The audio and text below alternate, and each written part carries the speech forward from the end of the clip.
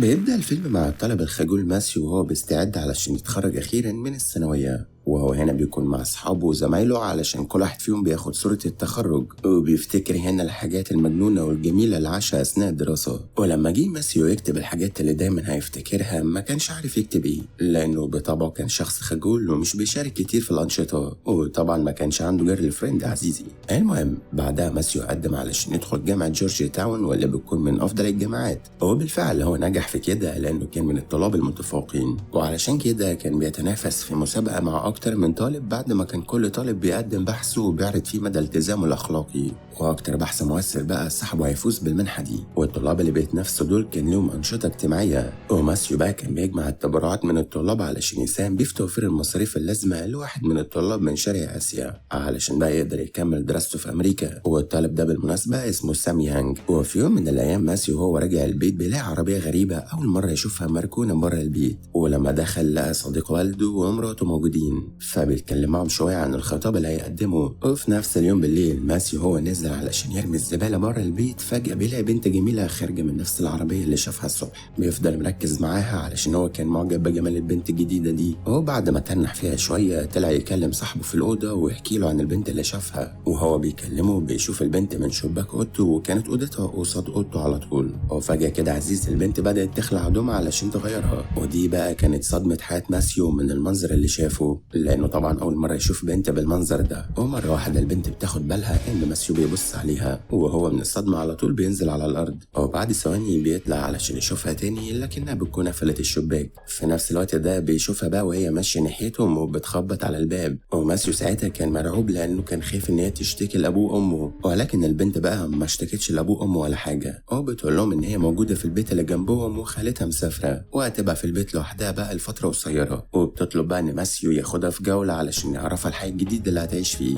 وبالفعل يا عزيزي ده اللي حصل، وخرجوا مع بعض في جولة بالعربية. وهنا بقى البنت كانت ناوية تنتقم منه لكن بشكل لطيف شوية، وبتقول إن هو زي ما شافها عريانة هي كمان عايزة تشوفه عريان. ماسيو طبعا ساعتها بيحس إن هي بتهزر لكنها كانت مصممة فعلا، فبيضطر ماسيو بقى يخرج من العربية ويخلع كل هدومه. وكانت المفاجأة بقى إن البنت سابته ومشيت، وهو فضل يجري وراها وهو عريان كده والناس بتبص عليه، لكن بعدها بشوية وقفت وركب معاه العربية تاني. بعدها بقى خرجوا مع بعض علشان يتعرفوا على بعض أكتر، وبنعرف إن البنت دي اسمها دان، وبيتكلموا بقى في حاجات كتير ومنها موضوع فتاة الأحلام وإيه مواصفات البنت اللي بيحلم بيها ماسيو. وخلاص بقت دان هي الصديقة الوحيدة لماسيو.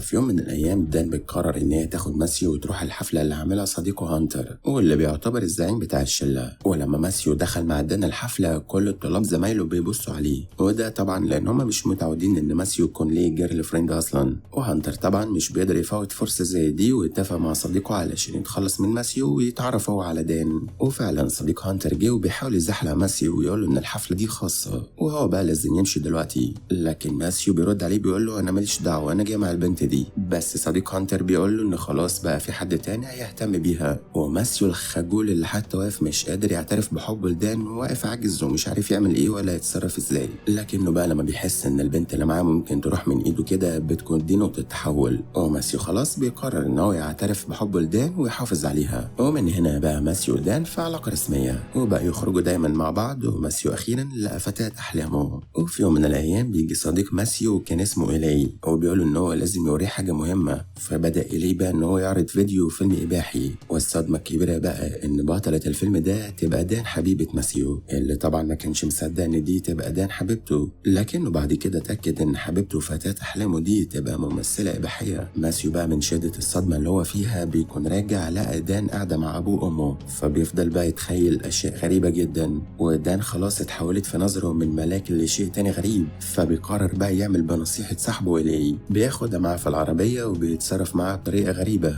وبعدها بيقترح عليه إن هو ياخدها في فندق صغير في ضواحي المدينة علشان يقيم معاه علاقة، وهو بيقولها كده بناء على نصيحة صاحبه إليه. ودان ساعتها وافقت وراحت معاه، وبتبقى دان طبعا عارفة هو ناوي على إيه بسبب تصرفاته الغريبة، بس هي كانت متجاوبة معاه تماما لحد ما وصلوا الفندق. ساعتها ماسيو سألها هي بتعمل كده ليه، فبتقول له مش هو ده اللي انت عايزه انك تقيم علاقة مع ممثلة إباحية؟ ساعتها ماسيو بيتفاجئ ان هي اكتشفت ان هو عارف ان هي ممثلة إباحية، وكان رد فعله هو السكوت ومش عارف يقول ايه. طبعا دان ساعتها زعلت جدا من ماسيو لان هي بتقوله ان هي كانت حاسه معاه ان هي بنت تانية غير دان القديمه، وانها فعلا بتحبه بجد وهو بالنسبه لها شخص مختلف. فبتخرج بعدها من الفندق وماسيو بيجري وراها وبيعتذر لها وبيقول لها هي ليه ما قالتش الموضوع ده قبل كده. دان ساعتها بتقوله ان هي بتحب نظرته ليها وما كانتش عايزه تغير نظرته دي، وفي اللحظه دي سابته ومشيت وماسيو رجع تاني وحيد زي ما كان. وطبعا بيكون واضح جدا الفرق اللي دان عملته في حياه ماسيو. ماسيو ساعتها رجع نفسه وعرف ان هو اكيد هيكون غلطان لو ساب البنت الوحيده اللي حبته لشخصيته، وفعلا هو خد قرار ان هو يرجعها ويصالحها بسرعه. وفي يوم راح بيتها علشان يعتذر لها ويقول لها يرجعوا لبعض تاني. بس المفاجاه بقى ان دان ما كانتش لوحدها في البيت وكان معاها شخص غريب، ولما ماسيو اتكلم معاه عرف ان الشخص ده اسمه كيلي وكان على علاقه قديمه بدان، واكتشف كمان ان كيلي ده يبقى منتج الافلام الاباحيه اللي دان بتمثلها. ماسيو بقى رجع يحارب تاني علشان دان ما تروحش منه المره دي، بس كيلي بقى بيبقى واد مقطع ومنتج افلام اباحيه وكان فهم كويس ان دان بتحب ماسيو، علشان كده وحاول بقى يصاحبه في الاول علشان دان ما تتضايقش منه. ولما كانوا خارجين من البيت ماسيو صمم ان هو يخرج معاهم، وفعلا خرج معاهم وهم كانوا رايحين لنايت كلاب. وماسيو بقى كان مصمم ان هو يقتحم عالم دان القديم ويحاول يثبت ان هو عنده استعداد يعمل اي حاجه علشان دان ما تروحش منه. لكن للاسف دان ادركت ان هي ظلمت ماسيو وانها مش الشخص المناسب ليه. وفي يوم ماسيو شاف دان وهي بتلم هدومها وماشيه مع كيلي، وبيبقى واضح بقى ان هي مش راجعه تاني.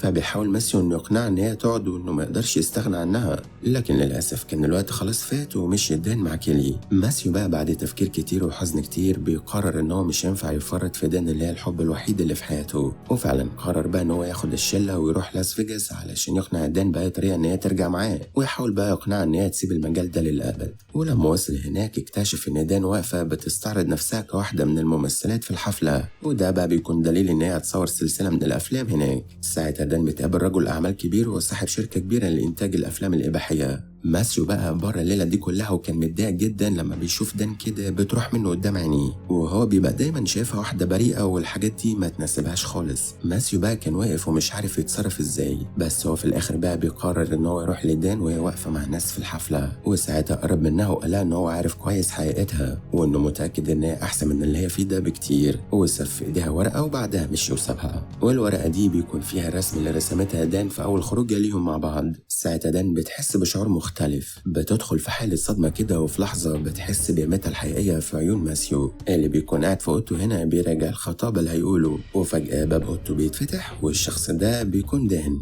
وساعتها رجعوا لبعض من تاني، وهي بتوصله بقى للمدرسة. ماسيو عرض عليها تكون شريكته في الحفلة، وأثناء وجود ماسيو في المدرسة ساعتها كيلي اقتحم عليه الفصل وقرر ينتقم منه لأنه أخد دان منه وخسر شغله. وبعدها بيقول لماسيو إنه علشان يبعد عنه لازم يسرقوا حاجات مهمة من بيت رجل أعمال، فبيضطر ماسيو بقى ينفذ كلامه علشان يسيبهم في حالهم، بس هو بقى اشترط عليه ان هم يرجعوا قبل الساعه 6 علشان الخطاب بتاعه. ماسيو بقى بيكون قلقان ومرعوب من طريقه كلام كيلي، فكيلي بيقول له ما يخافش، يعني ان هو مش هيمد ايده على عيال طريه في اخر الزمن. وفجاه عزيزي فضل يضرب في ماسيو بعصبيه شديده، لكنه بعدها وقف وادى لماسيو حبايه دواء علشان الدم اللي نازل منه. بعدها راحوا علشان يسرقوا الحاجه اللي اتفقوا عليها. وبعد ما ماسيو دخل المكان كيلي بلغ الشرطه، وكان هدفه بقى ان هو يورط ماسيو في مشكله علشان يبعدوا عن دان، ولكن ماسيو بقى قدر يهرب بسرعة قبل ما توصل الشرطة، واتصل بأصحابه بعدها ووصلوا على الميعاد المنتظر. ماسيو ساعتها كان في حالة غريبة جدا، وده لأن كيلي اداله حباية هلوسة. المهم بعد ما المؤتمر ابتدى كل مرشح قال الخطاب بتاعه، ولما جه الدور على ماسيو علشان يقول خطابه ما كانش عارف يقول أي كلمة، ورمى كل الورق بقى اللي كان مجهزه والخطاب بتاعه بقى على دان. لكن الغريب بقى في الموضوع إن كل الحاضرين كانوا معجبين بيه، بس هو في النهاية برضه خسر المنحة. بس ده ما فرقش معاه كتير، وكانت أهم لحظة بالنسبة له وجود دان جنبه. بعد كده ماسيو راح البنك علشان يقفل الحساب ويسحب فلوس التبرعات الخاصة بسام يانج، لكنه ساعتها اتصدم لما عرف ان كيلي استغل علاقته بالموظفة اللي بيتعامل معاها ماسيو، وهو بقى راح البنك قبله بيوم وقفل الحساب وسحب الفلوس كمان. وهنا ماسيو كده بقى في ورطة لان سام مش هيعرف يروح امريكا لان الفلوس اتسحبت، وبالتالي ماسيو هيكون هو المسؤول عن المشكلة الكبيرة دي. بعدها على طول ماسيو بيروح لبيت دان وبيقول لها ان هو في ورطة،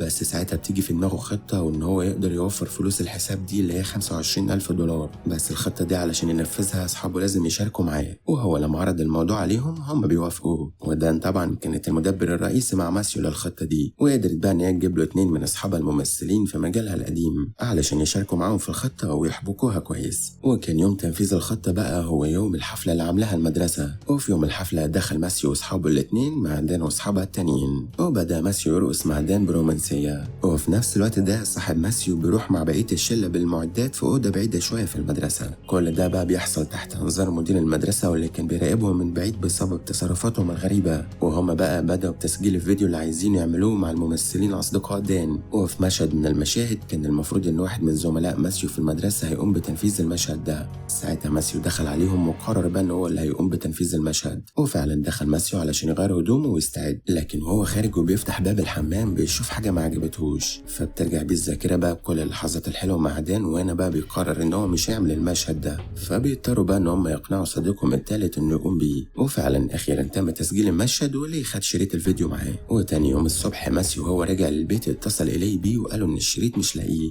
بس المفاجأة بقى إن هو لما دخل البيت بيكتشف إن كيلي قاعد مع أبوه وأمه وكان معاه الشريط. وبنعرف بقى إن كيلي كان مراقب كل خطواتهم علشان يقدر يضغط على ماسيو إن هو يسيب دان، لكنه قال له إن الفيلم مشارك فيه رجل أعمال ونسبته فيه هو النص. وبعد كده بيعرض عليه إن هو ياخد نسبته في مقابل إن هو ما يوريش الفيديو ده لأهله، لكن ماسيو بقى بكل ثقة بيقول له يعرضه. ساعتها كيلي بقى بيبقى مذهول من رد فعله وما كانش قدامه حاجة بقى غير إن هو يفضحه قدام أهله. وفعلا بدأ يعرض الفيلم قدامهم، لكن بقى المفاجأة إن الفيلم طلع عبارة عن محتوى تعليمي للثقافة الجنسية بغرض بقى توعية الشباب ومنعهم من الممارسات الخاطئة والعلاقات المشبوهة. واللي حصل ده بقى خلى كيلي في حالة صدمة. بس الفيلم بقى نجح جدا بين الشباب وبقى الأكثر مشاهدة، وعلاقة ماسيو ودان بقت أقوى من الأول بكتير، وقرروا بقى إن هم يبقوا مع بعض للأبد. ولحد هنا عزيزي بيكون خلص الفيلم. لو عجبك ما تنساش ترزع على كلمتين وتقولي في الكومنتات عايز فيلم المرة الجاية.